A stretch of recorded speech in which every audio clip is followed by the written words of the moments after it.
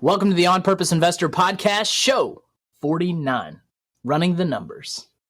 All of it is building your reputation. Yeah. And in this industry, we are all working for a common goal. And that goal is to solve people's problems, whether it is to get rid of a house that they can't afford, whether it's to find housing, whether it's to help other investors solve their problems. We're in the problem-solving business. Right.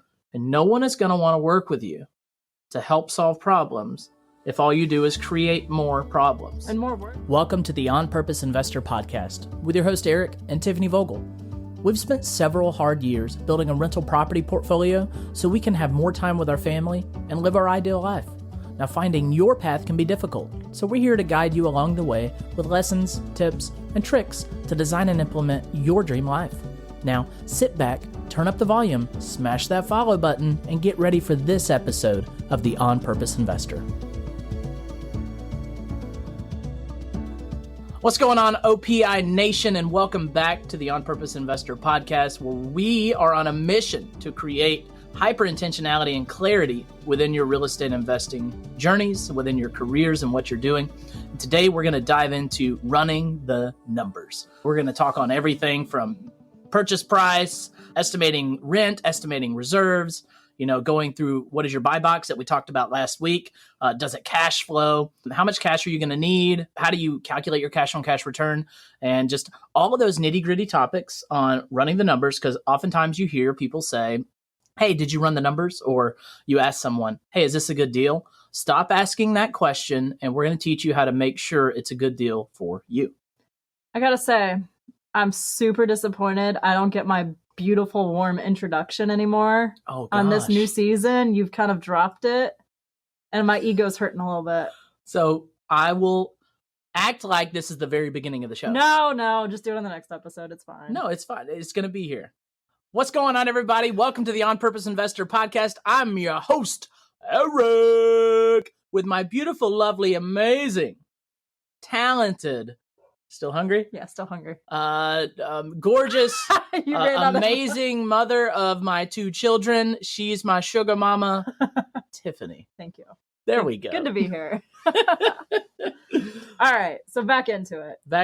We're running numbers today. We're not going to run your numbers, but we're going to teach you how we run our numbers and how you might be able to implement these into your business. Yeah. So first thing that people come across is purchase price.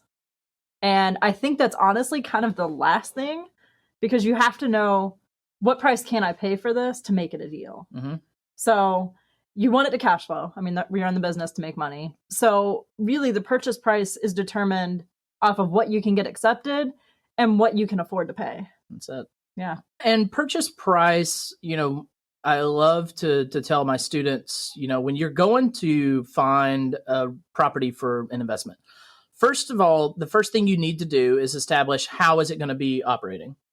And that's going to help dictate not only the area in which you're looking to buy it, but it's also going to give you a baseline for, okay, this is the purchase price area I need to be in. And as soon as you have kind of that laid out, then you can start looking at these houses and say, okay, here's how much I can do in renovations. Is this purchase price going to be one to where it's just a lipstick? Is it turnkey? Am I able to just go, if I'm doing this a co-living house, am I able to just throw up a few walls and put some furniture in? Right. Or is it like a project we're working on right now where it's a full renovation minus, rebuilding foundation? Right. So that's going to be sort of a very solid starting place of how much can I pay for this house? Yeah. I think it also, last episode, we talked about the buy box. Mm-hmm. And if you have a clear buy box, you know what the going rate is for a house in your buy box of that quality. Yeah. So put in the work to learn what is your buy box, and then what do houses in that buy box go for at different levels of condition. Mm-hmm. And then if you're making a good deal or not. Yeah, and a fair deal. Yeah, absolutely. You want to be fair with your offers, but I mean, I've heard it said before, if you don't feel like your offer is insulting, then you're not offering low enough. I would say offer what works. Right. If it's insulting, it's insulting. If it's fair and it works for everyone, then it works for everyone. And if it's insulting because that's what makes the numbers work, then it's okay. Yeah. I wouldn't avoid making an offer or pay too much because you don't want to be insulting. Mm-hmm. But don't make lowball offers just for the sake of making a lowball offer to get the bragging rights to say, oh, I only paid, 30% of ARV for this house. Right. Do what's right. Yeah, because along the way that you're making offers, you're also building a reputation. Right. Just know that you don't want to be known as the offer that comes in and that the agent community or even the homeowner community knows that this guy only makes 60 cents on the dollar offers, or this guy only makes 40 cents on the dollar offers. Right. Because at a certain point, you're going to run out of people to make offers to. Yeah. I mean, there's a brokerage in our town. I won't say who it is, but if you see this particular agent or broker listed on a listing, that it's going to be overpriced and it's going to be really crappy quality. Yeah. And we have looked at some of their deals and it's almost an immediate trigger of, oh, it's this place. No, we're moving on. And that's not the reputation you want to have. Right. Maybe you're a broker, maybe you're a realtor, maybe you're a soon-to-be investor, maybe you're a seasoned investor. It's never too late if you have a poor reputation, it's never too late to rebuild that and to be born again, essentially. And you think about, even if you're not an agent, we work with agents when we buy and sell our homes. And there was one agent who's not our agent who knows she likes working with us because it's an easy deal. And we do what we say we're going to do. So that is a tangent that was not really within the scope of this episode, but fun facts. And it's beneficial information to make sure that you have your reputation in mind when making offers. But all of that to say, know what the purchase price works for you, and then keep going through your running the numbers phase. Yeah. Hopefully by the end of this episode, you're going to have enough tools to go and maybe build out a spreadsheet, or maybe build out a piece of paper with some criteria on it that takes running numbers from this overarching task that's kind of heavy to a fun experience. Yeah. Running numbers should not be awful. Running numbers should not feel like a job. Running numbers should be fun, because it should be a game of, oh, I'm going to go pick out these 10 houses and I'm going to see which one works the most. Yeah. And, in our book, The Pathfinders Journey, Charlie and Liza made this a game. And they had this game of, okay, you're going to pick 5 houses. I'm going to pick 5 houses. We're going to see who gets the best return on investment. Yeah. If you haven't heard of our book, it's called The Pathfinders Journey. You can find it on Amazon today. We wrote this book in the summer of 2022 and just have loved the feedback we've gotten from it. And just know, running numbers should be fun. It should be a game. So go do like Charlie and Liza, make it a game, get your spouse involved, and make running numbers easy and entertaining. Right. So number 2 is our reno costs. I do want to add one more caveat. Don't change the numbers to make the deal a deal.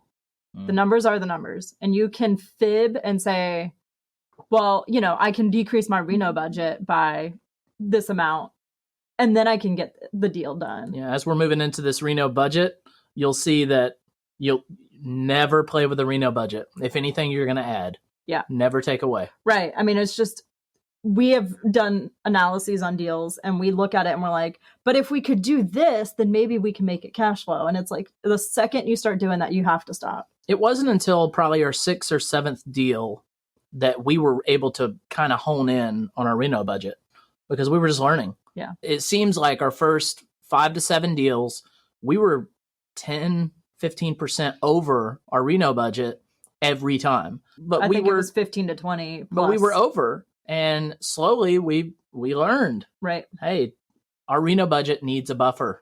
Yes. Because you will expose things that need to get fixed. So moving into reno budget, this is sort of my expertise. I actually just ran numbers on a deal 2 days ago. So when I do a reno budget, the first thing I do is I go to the house and look at it. And while I'm there, I take tons of pictures and I take a video, a really slow-mo video of me walking through the house. Yeah, move slower than you think you need to, because when you watch it back, it feels like you were going so slow, but it goes quick. You need it to be slow. So what I'm doing in this video is I'm counting doorknobs, I'm counting hinges, I'm counting light fixtures, outlets. I'm counting outlets, I'm counting windows, I'm counting, for all these reasons, I'm counting things that I know are going to need to be replaced. What I do is I have an Excel chart open while I'm watching this video, and I'll pause it after I go through one room and I'll tally them up. and I'll tally them up. And by the end of it, I have numbers for everything. And then if you do this enough, your spreadsheet is probably going to have auto-populated when you type in interior door that it is, the 6-panel, Firmalite door from Lowe's, and its list price is $149, the item number, and it's got all that marked out. Now, to order doors and windows and stuff, you got to have them measured. So that's another thing that I do is when we look at a property initially and like we're just doing a walkthrough, I take a tape measure. I measure everything, and I usually am recording myself saying it. Now, the reason I'm recording myself saying all this is that I don't want to have a piece of pen and paper to work on and all that. And I can take my video and do an auto caption, and then I can take that caption and break it into text, and then I just have it as a text. Yeah. So I have it in text form. But the idea is that I'm walking through this property with the end in mind of how much is this going to cost me. So I build out the materials list. I just want to interject real quick. Yeah. You don't do this on every deal that you're running numbers on, though, right? Not every single deal. If it's a lipstick and I know that it's just paint and carpet or paint and floors, I go with the square footage. Well, I guess backing up, what I'm saying is this house that we just got under contract, you didn't do all of this until what stage? When it was under contract, or like we had a rough ballpark reno budget to start, right? Yeah. So when we did our initial walkthrough, it was a rough reno. Yeah. Day one of due diligence is when you do all of this. When I took the tape measure, because I don't want to spend all of this time unless I'm under contract. And I think there's a lot of value in doing that for sure. Yeah. But how did we come up with that ballpark number? Because it was pretty close on this one. Yeah. So the ballpark usually comes from doing it. Okay. It usually comes from doing it. I like to say you can classify renovations in classes. Okay. You can say it's a class A, B, C, or D. Now, class A, I would say that, so you take the square footage of the property. So let's say it's a 1,000 square foot house for good sake, right? So I would say on a class A, which class A is like the lightest renovation possible. Yep. You might not even need to paint. You might not even need to do floors. But Class A is just going to be paint and floors, nothing else. Yeah. You're going to take and do about a $25 a square foot, and that's your renovation budget. So 1,000 square feet, $25 a square foot is... I don't math. Why are you looking at me? $25,000. That seems like a lot. It seems like a lot, but floors are expensive and paint is expensive. Okay. Right? But that also gives you a buffer. Yeah. I was thinking 25,000, but that felt like too much. Yeah. It's going to give you a buffer. Okay. And that buffer is going to include the weird things that might happen. Yeah. Now, $25,000 for a renovation is not that much. Now, you might end up only spending $15 a square foot. Right. But at least you're running your numbers. At least you're running your numbers with a buffer. Yeah. And that helps you to drive how much you can offer. Yeah. So if it's a class B, we're doing a little bit bigger level, and we're going to add $15 a square foot. When you go into class C, we're going to add another 15. And when we go to class D, we're going to add another 25. Because that's like foundation issues. That's like foundation issues. Yeah. And stuff like that. Yeah. So a lot of times we do that initial metric. Mm-hmm. And then once we try to get a little, like the next step, instead of going out and building out a cart, we will say, okay, windows are going to be, $5,000. We know HVAC systems cost a range of X to X. Yeah. So then we usually go with the high end of that range. We always go high end of what we think it might be. Because it always is higher than you expect. So we'll take all the major components and we do like fixtures. So that's all your light fixtures, your doorknobs, your hinges, your outlets. You put outlets in there, right? Yep. Fixtures. Mm-hmm. All those little things that add up as a different line item. And we just, it's like, okay, I know I need to replace 10 ceiling fans. A decent ceiling fan is $300. I don't know. $180. You can get a decent ceiling fan. Yeah. So, and then just kind of ballparking into it. Yep. And then once you have it under contract, that's when you go and build out the cart and do all that heavy lifting. Mm-hmm. Yeah. If all of this is too much, hire a contractor and get a quote from them. That's right. To replace all of it. Because they have that knowledge. You did this on your own, so you learned all that. And we've done it, a couple dozen times. Right. So we have the experience of walking through a house and saying, this is about how much this is. So if it's your first deal, have a contractor go with you. But also don't waste their time. Yep. Make sure you have it under contract. So you need to be able to at least get that initial estimate done. Yeah. There's a good book, Jay Scott, you were about to say it, the book on estimating rehab costs. Now, those costs in there are from 2008-ish, Is that 2010-ish. So they're old for sure. You're going to want to probably add 25% to every number that they have in there. Some items are more, some items are a little less, but on average. So there's 2 books. One is basically like all the components of a house. That's where I learned what soffit and fascia are because I had no clue. Mm-hmm. And then there's a second book that has actual pricing in it. I highly recommend the first one. The second one, I think you probably want to just update with your own pricing. Yeah, you can. But it gives you a breakdown of all the components of a house, like the exterior, interior, paint, floors, all of it. Mm-hmm. So absolutely. It was a great starting point for me because I have no like construction knowledge at all. Yeah. So it gave me enough so that I could communicate with Eric to understand what needs to go into the numbers because I'm the numbers person. That's right. So, once you have your renovation budget in mind, and let's say we're making an offer. So this is just running the offer, classify it A, B, C, or D. And if you want to know more about what that looks like, shoot me an email, eric@onpurposeinvestor.com. I'll be happy to explain a little bit more of my detail on how I classify, and then what dollar per square foot you should probably go with in those classifications. Different markets are going to justify different numbers and classifications, but shoot me an email, eric@onpurposeinvestor.com. Would love to chat with you about helping you run numbers on renovation costs. Definitely. So let's move to the next step. So we got our renovation costs, we got our purchase price.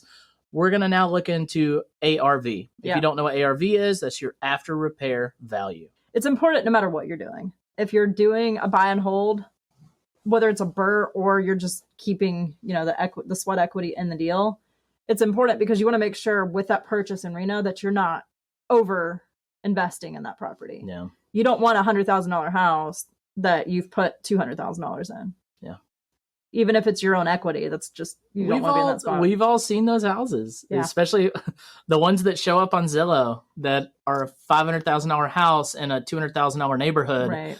And like the pictures are just so amazing, but it doesn't change the fact that that house is where it is. Right. And all of the comparables, what we call them comps in that area, show that it's not worth $500,000. It's worth $250,000 at best. Yeah. And then the pictures show how overflipped it was. Right. They have marble flooring and they have marble walls, or they have 30 different types of tile throughout the house. And it's just like, it's still sitting on someone had a really creative mind, and they were like going Bob Ross on the inside of their house with tile.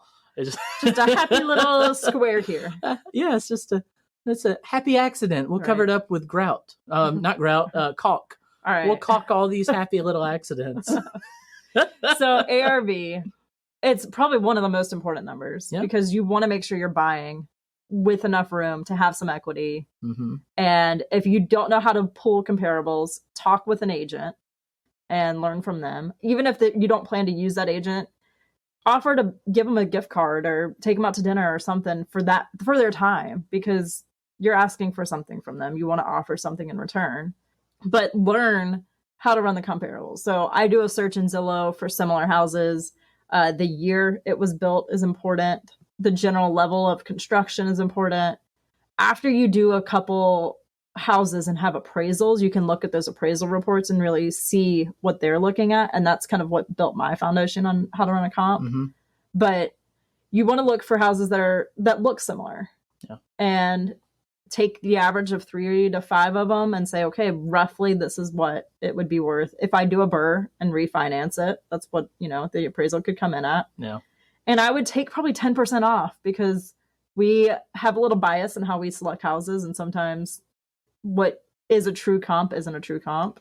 Yeah. And you get a little excited. So I would adjust it a little bit, but that's how I pull. I want to dig a little deeper into reading an appraisal report. Now, when you first look at an appraisal report, usually the only thing you're looking at is that number at the top that says this is the value of that house. There's a lot that goes into building an appraisal. And Tiffany has gotten so good at running comparables because she took the time to break down an appraisal report and really get into they're giving this percent of value for below grade square footage, or they're giving this percent of value for, a wooden fence, if there's a wooden fence, or you understand the breakdown of valuation because you got an appraisal report and you went in and built your own, essentially. Yeah. And I do that on the ones that really matter. Mm-hmm. I don't do that for every property, but especially if we're trying to burr it into a refi, it matters what that ARV comes in, because that determines whether you have to put cash in the deal or not.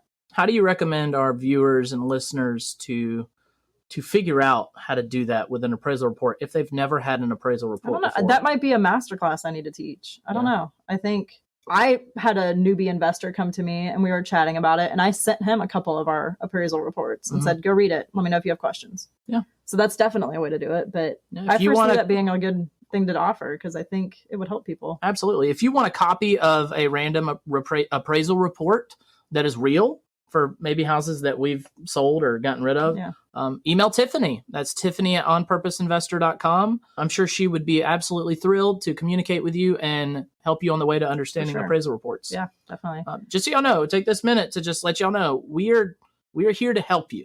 And we're only an email away. Shoot us an email. Or Facebook or Instagram or post it on Instagram, Facebook, YouTube, wherever you're watching or viewing this or listening to it. Leave a comment on the podcast that you're listening to right now. Leave a review and say, hey, I love this podcast, or hey, I hate this podcast, and say why you do or why you don't, right? And just let us know. We want to communicate with y'all, and we want to start bringing content that you want to hear. So if you have an idea, let us know. Driving on? Closing costs. Oh, boy. So for us, most of the time, when we were growing, we did burrs. Mm-hmm. So our closing costs on the front end, we used hard money. And with hard money, we were using individuals that we knew. Yeah. We're going to talk in a later episode about the different kinds of financing. But with our guys, like, we paid points, but we didn't have a ton of like document fees and lender fees and stuff like that. So I pretty much could say the points plus roughly $500.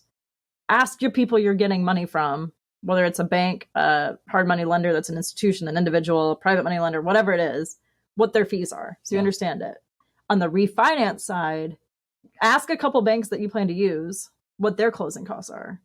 And over time, I kind of have a good feel for where it's going to be. Mm-hmm. If you're planning to buy down the rate, make sure it makes sense, for one, that you're going to keep that loan for a long time, because otherwise it doesn't make sense to pay down the rate. But have a general idea of what the closing costs are. I don't necessarily want to say this is what our closing costs are, because our lenders are going to be different from yours, but reach out to those people. There's a lot of due diligence that goes into being able to run numbers, but you do it one time and then you can replicate it for future deals. Yeah. And you can absolutely run numbers on a fictitious place. Mm-hmm. Just go on Zillow, type in the zip code that you want to buy a house in, find a house that, that might have the keywords of, investor or TLC or work. Handyman special. Just use those keywords and pick a house at random and start running these numbers. Yeah. And you don't have to necessarily go see it. Just use the pictures that are in the listing. Make sure whatever listing you're using doesn't have just the front door and then inside the mailbox. Agents sometimes post the strangest pictures. Right. Yeah. Inside the mailbox. Yeah. That's a new one. It's weird. So just make sure you get one that has a lot of pictures and start building rehab costs. Yeah. And call some banks. They love answering the phone for people that might want to lend money. Right. And they'll answer every question you got. Yeah. You're not going to burn a bridge there, I promise. Well, and that goes into the next point, financing terms. Yeah. Know what the rate, the timelines are. Is it interest only? Are they going to amortize it? How long is it going to be amortized? Is there a balloon? What are the points? There's a lot of little aspects to that you need to know. But like Eric just said, pick up the phone, call them, ask them. Those are the questions to ask. What is the interest rate? How long is the term? We have some that are interest only. Some of them we amortize over 30 years. Some commercial loans are over 20 years. It really depends on what the bank's offering. How many points do you charge? I would say in running your numbers, make sure you have all the correct information in there.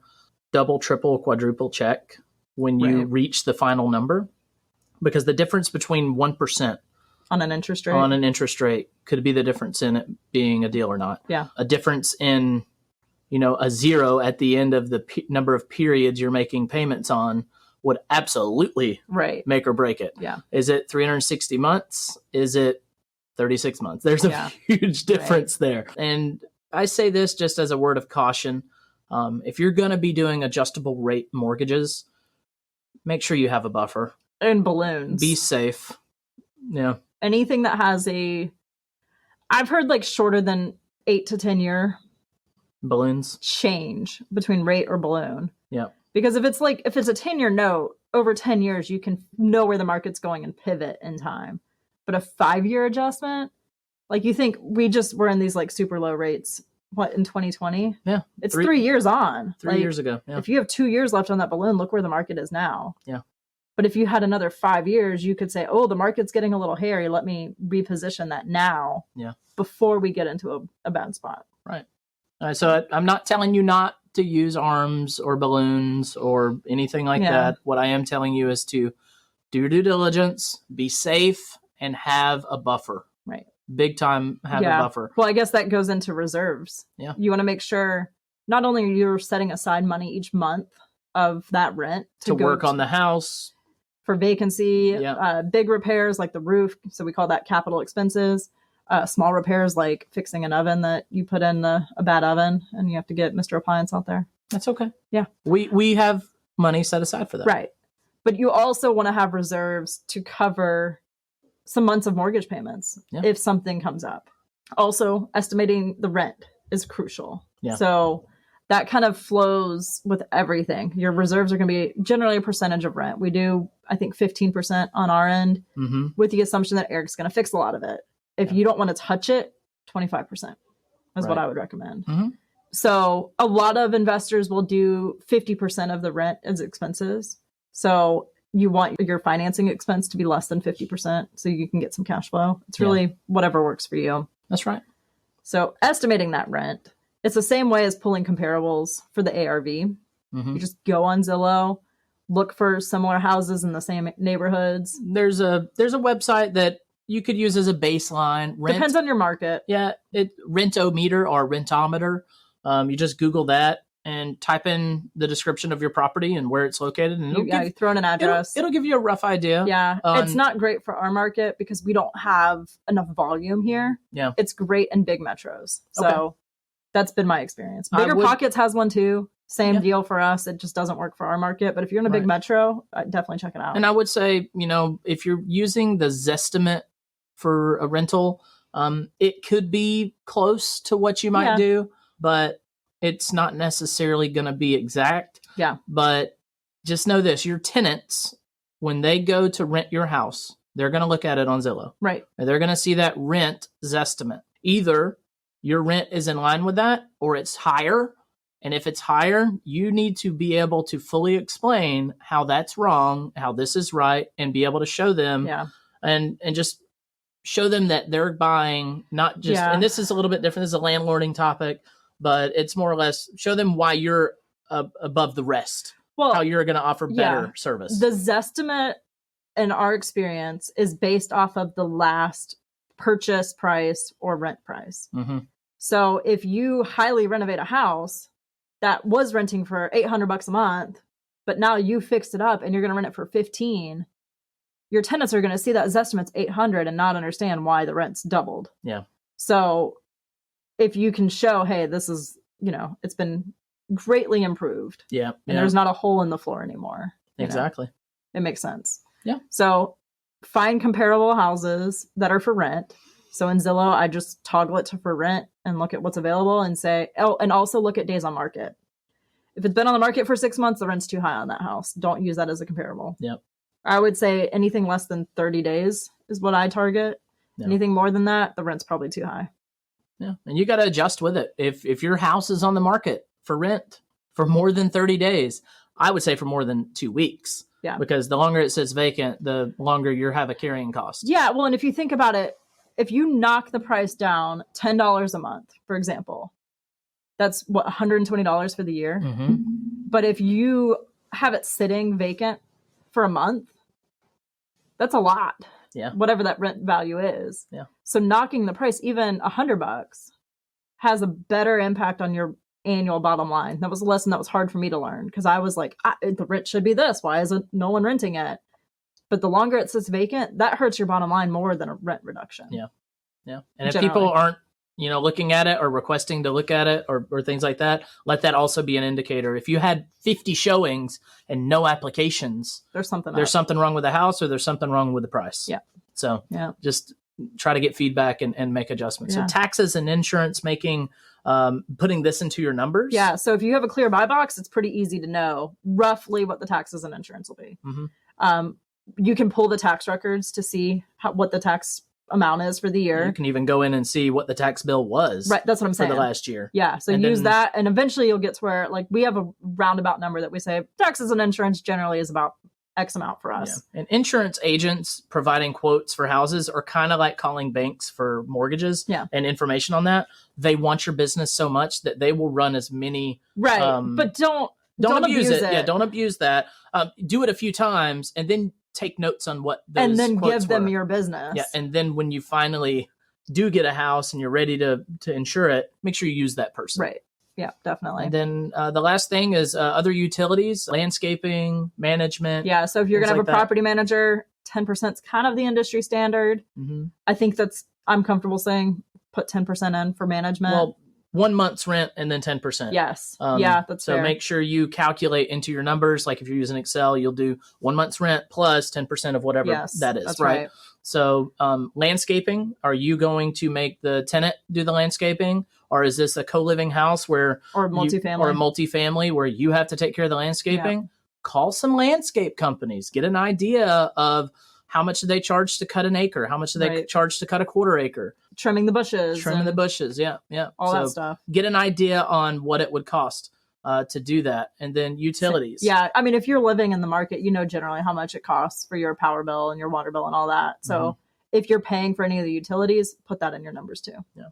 At the end of the day, most of all of these items that will go to help you build a number to see if it cash flows or not are available at your fingertips. Right. It's available at the punch of a call, or it's available on Google. Yeah. It's just, you got to put in that work. And the more you do it, the more it becomes a fun game versus a chore and a task towards financial freedom. There's a lot of work on the front end to find what's the closing cost, what's the financing terms. But once you have that, you don't even change those inputs in the spreadsheet or the calculator you're working on.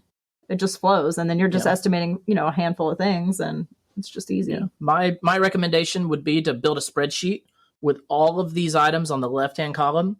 What do you call it? A column?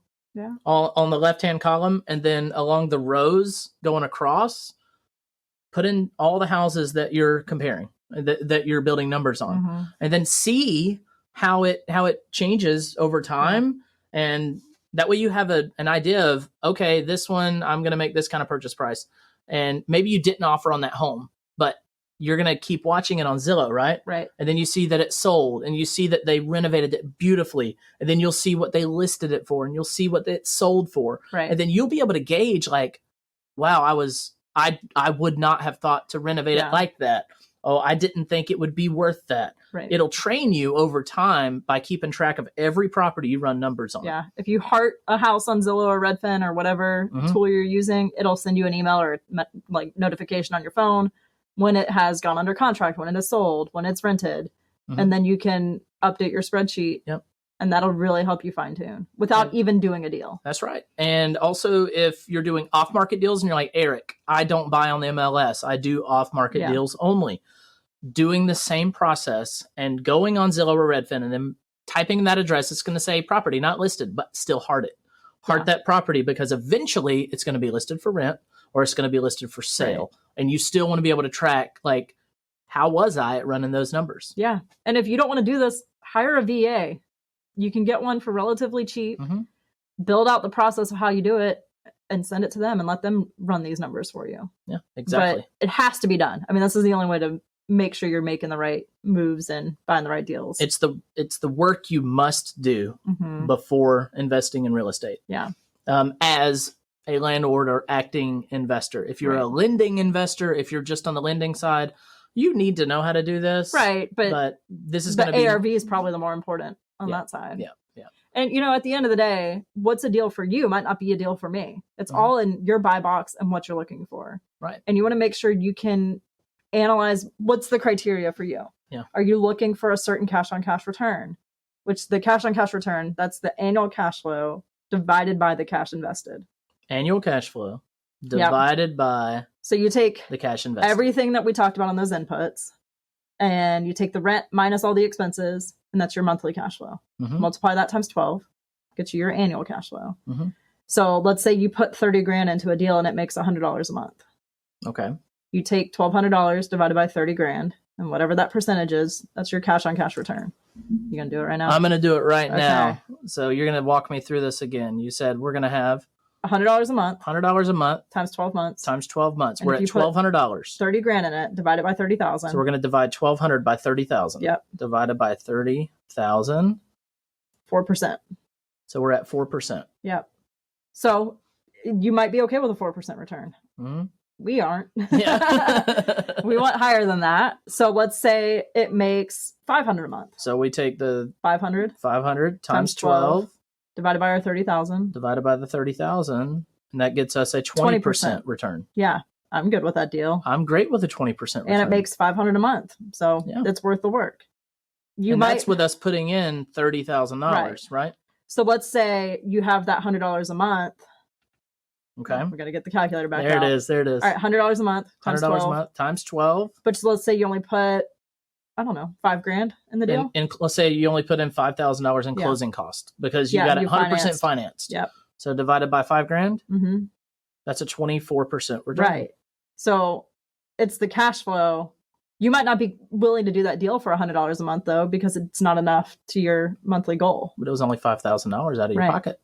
But what's your time worth? There you go. There's so many factors. When we were starting out, we would do that deal. Yeah, absolutely. Now, probably not. Because it's great to make 24% on our money. I'd rather get the 20% return on my money for the $500 a month. Yeah. Yeah. So at the end of the day, it doesn't matter what works for us, what works for you. What numbers, what are you looking for in monthly cash flow? And make sure that it does cash flow under the worst circumstances. And then what's the cash on cash return you're looking to get out of it? That's right. And go ahead. Sorry. Yeah. So moving on, how much cash do you need? Yeah. Do you have it? And where are you going to find it? Right. Now, we're going to talk about lending in another episode, but another thing that you need to have into your running the numbers and before you make an offer is, okay, I have, 50 grand in my retirement account and I can borrow half of it for anything I want to do. I have 25 grand to play with. You need to know that up front. That you have 25 grand to play with. Right. Or let's say you work a W-2 job at fast food and you have no money. How are you going to creatively get into it? Yeah. There are absolutely ways to get into it to make this happen, but you got to know, what are you bringing to the table? Yeah. That way you can limit. There's a lot of ways to get money. So Gary Johnson says you need cash or access to cash. That's it. So you need to know how much you have access to, whether it's cash in your bank account or some kind of loan. If you think you can get it 100% financed because you're getting such a killer deal, make sure you're running it with that in mind. There's a lot of ways to approach it, but you need to know how you're coming at it with the cash. That's it. And then your cash on cash return, we've talked about that. Yeah, so it's just based on how much cash you're putting in it. And, some deals, we run the numbers and it's like, we could do this with no cash in, but it's only going to make us $100 a month. And it's going to take us so much time. Right. To figure it out, to fill it up, and to manage it. And you think about the deals that we've done that were heavy renovations.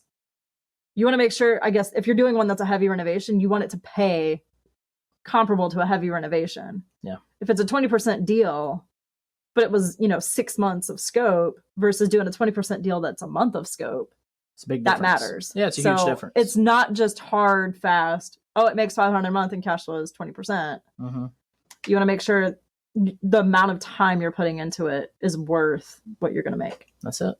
Yeah. Well, did we cover it all? I think so. Anything else? No, I don't have anything else. No soapbox today? Oh, gosh. I used to get on those. I know. I think my soapbox of the day is, that reputation thing I was talking about to begin with. That was a good soapbox because it was totally tangent. It was tangent. It was my soapbox. Okay. And that is everything you do, every person you talk to, every offer you make, every property you list, all of it is building your reputation. Yeah. And in this industry, we are all working for a common goal. And that goal is to solve people's problems, whether it is to get rid of a house that they can't afford, whether it's to find housing, whether it's to help other investors solve their problems. We're in the problem-solving business. Right. And no one is going to want to work with you to help solve problems if all you do is create more problems. And more work. And more work. Take care of the people. I mean, our real estate agent, when we first started working with her, I think we took donuts up there. We did. And it was just a small gift of gratitude for her busting her butt. We didn't have to do that. I mean, she made her money, but it goes a long ways. If you're asking for something from somebody, give something in return. Yeah. All right. Soapbox done. Oh, you got one more thought. Go ahead. Actually, I was just thinking. Oh, no. Don't do that. Yeah. That hurts. All right. That's all we have for you today. Thanks, y'all, for hanging out with us and listening to us talk about running the numbers on a deal. What lessons can you take from this podcast and apply to your life? Don't let the time you just invested go to waste. You only get one life, so live it purposely. That's all we have for you today. See you next time. Thank you for tuning in. If you have any questions or comments, we'd love to hear from you. Head over to onpurposeinvestor.com and sign up for our newsletter to get all the latest updates. If you haven't already, we'd really appreciate an honest review wherever you watch our podcast. All right, now go smash that subscribe and follow button for more tips on building your dream life. See you next week, Pathfinders.